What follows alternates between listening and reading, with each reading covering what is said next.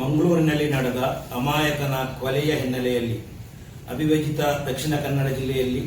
ಪ್ರಕ್ಷುಬ್ಧ ವಾತಾವರಣ ಸೃಷ್ಟಿಯಾಗಿದ್ದು ಆ ಕಾರಣಕ್ಕಾಗಿ ಸರ್ಕಾರದ ಪ್ರತಿನಿಧಿಗಳು, ಜಿಲ್ಲಾ ಉಸ್ತುವಾರಿ ಸಚಿವರು ಹಾಗೂ ಪೊಲೀಸ್ ವರಿಷ್ಠಾಧಿಕಾರಿಗಳು ಈ ಪ್ರತಿಭಟನಾ ಸಮಾವೇಶವನ್ನು ಮುಂದೂಡಲು ಮನವಿ ಮಾಡಿರುವ ಕಾರಣ ಪ್ರಜಾಪ್ರಭುತ್ವದ ಆಶಯಗಳ ಮೇಲೆ, ಸಂವಿಧಾನದ ಮೌಲ್ಯದ ಮೇಲೆ ಸಂಪೂರ್ಣ ಭರವಸೆ ಹೊಂದಿರುವ ಉಡುಪಿ ಜಿಲ್ಲಾ ವಕ್ಫ್ ಉಳಿಸಿ ಸಂವಿಧಾನ ರಕ್ಷಿಸಿ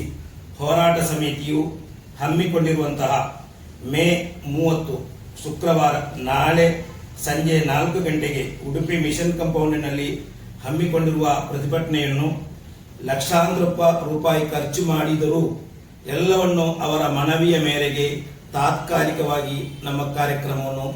ಮುಂದೂಡಲಾಗಿದೆ. ಈ ಕಾರ್ಯಕ್ರಮದಲ್ಲಿ ನಮ್ಮೊಂದಿಗೆ ಸಹಕರಿಸಿದ ಸರ್ವರನ್ನು ಅಭಿನಂದಿಸುವುದರೊಂದಿಗೆ ಇನ್ನು ಮುಂದೆಯೂ ನಿಮ್ಮ ಸಹಕಾರವನ್ನು ಕೋರುತ್ತಾ ಎಲ್ಲ ಮಸೀದಿಗಳಲ್ಲೂ, ಮದ್ರಸಾ, ಮಸೀದಿ, ಇನ್ನಿತರ ಎಲ್ಲ ಜಮಾತ್ ಸಂಘ ಸಂಸ್ಥೆಗಳ ನಾಯಕರು ಈ ಒಂದು ವಿಷಯದಲ್ಲಿ ಸಹಕರಿಸುವುದರೊಂದಿಗೆ ಇದರ ಪ್ರಚಾರವನ್ನು ಕೂಡ ಮಾಡಬೇಕು.